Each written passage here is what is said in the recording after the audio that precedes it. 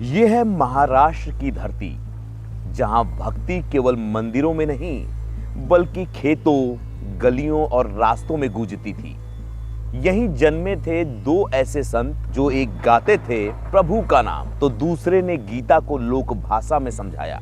ये दोनों संत थे संत नामदेव और संत ज्ञानेश्वर, जिन्होंने भक्ति को केवल साधुओं का विषय नहीं बनाया बल्कि हर किसान, हर औरत, हर आम इंसान का गीत बना दिया। आज हम चलेंगे उस यात्रा पर जहां भक्ति को सिर्फ गाया नहीं जाता बल्कि भक्ति को समझाया भी जाता है।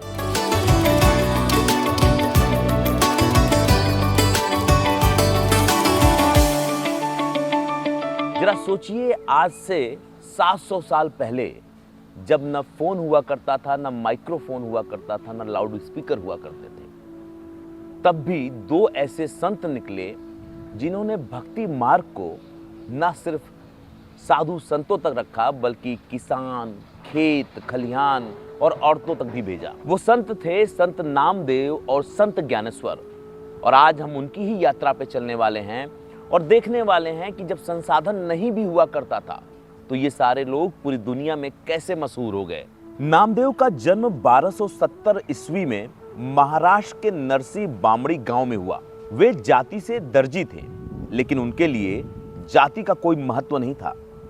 बचपन से ही उनका हृदय केवल विट्ठल यानी कि पांडुरंग के प्रेम में डूबा था। नामदेव कहते थे, भगवान मंदिर की मूर्ति में बंद नहीं है, वह हर दिल में गाता है, वो हर दिल में बसता है।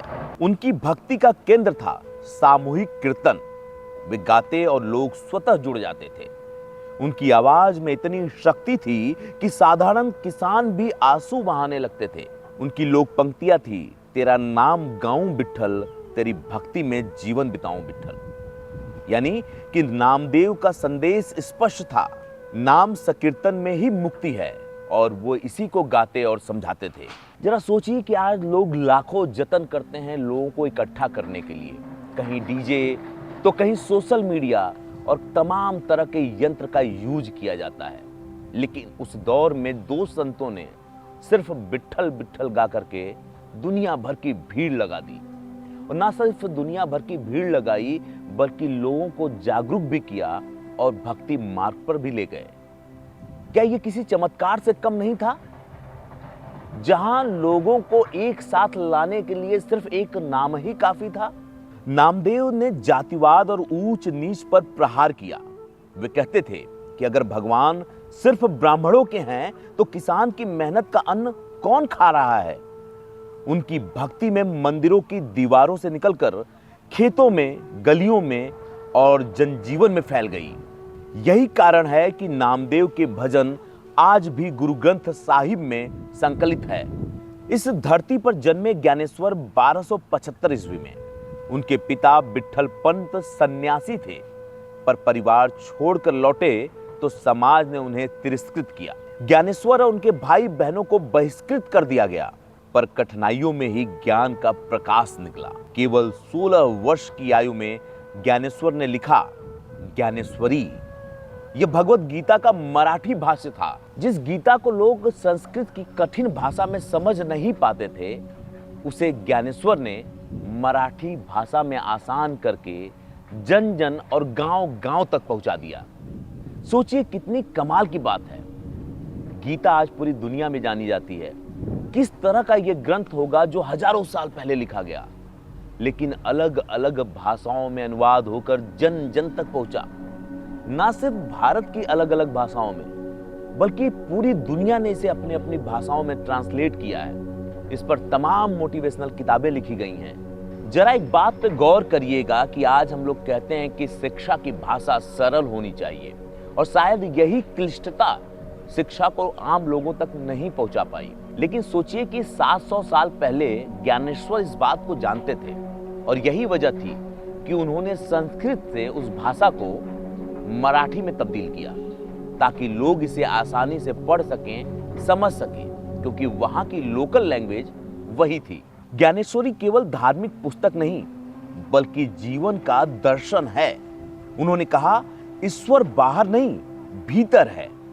भक्ति कोई कर्मकांड नहीं बल्कि जीवन जीने की कला है।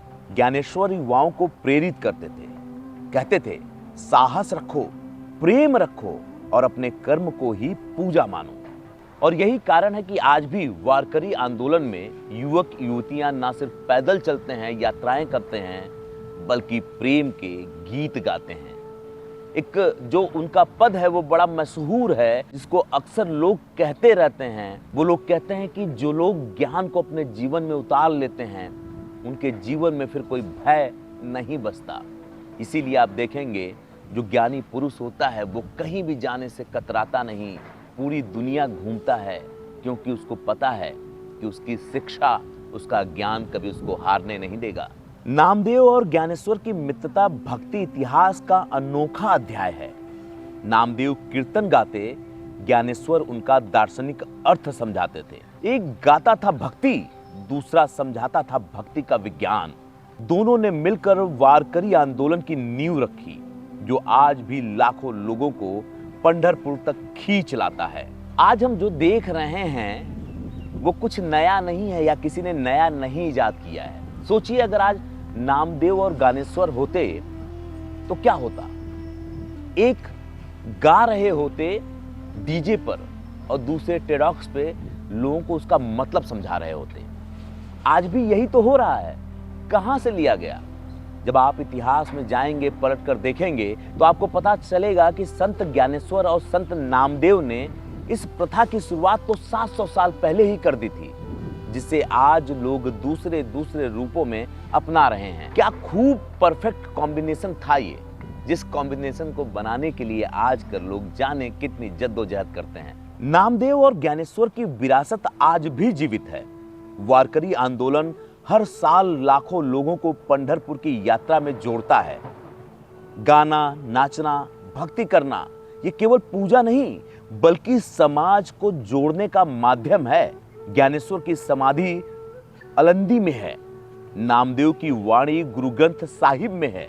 यह बताता है कि भक्ति सीमाओं से परे है, यह सबकी है और सबके लिए है। संत नामदेव और संत ज्ञानेश्वर ने सिखाया भक्ति केवल मंदिर का गीत नहीं, यह जीवन की धड़कन है। उन्होंने भक्ति को गाया भी और समझाया भी। और आज भी जब लोग वारकरी की सड़कों पर गाते हैं विट्ठल विट्ठल, तो ऐसा प्रतीत होता है जैसे नामदेव और ज्ञानेश्वर उस भीड़ में उन लोगों के साथ चल रहे हों, उनके आसपास हों। वहां चलने वाले लोग तो यही कहते हैं और वो आंदोलन आज भी चलता है। दोस्तों, ये थे नामदेव और ज्ञानेश्वर। एक गायक थे, दूसरे दार्शनिक। एक ने भक्ति को स्वर दिया तो दूसरे ने भक्ति का अर्थ समझाया। अब सवाल आपसे, आज के युवाओं को क्या चाहिए? भक्ति का गीत या ज्ञान का प्रकाश, या फिर दोनों का संगम? क्योंकि जब तक आप ये तय नहीं कर पाएंगे, कंफ्यूजन ही रहेगी। और याद रखिए, जीवन में वो लोग कहीं नहीं पहुंचे जो अधिकतर कंफ्यूज रहे हैं या दुविधा में रहे हैं। कहीं पहुंचने के लिए स्थिति का साफ होना और आपके निर्णय का होना बहुत जरूरी होता है।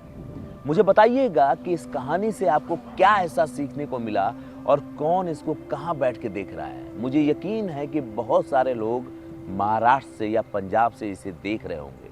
तो अपनी उपस्थिति दर्ज करवाइएगा, ताकि अगली कहानी में हम कुछ और भी आपके लिए लेकर के आ पाएं।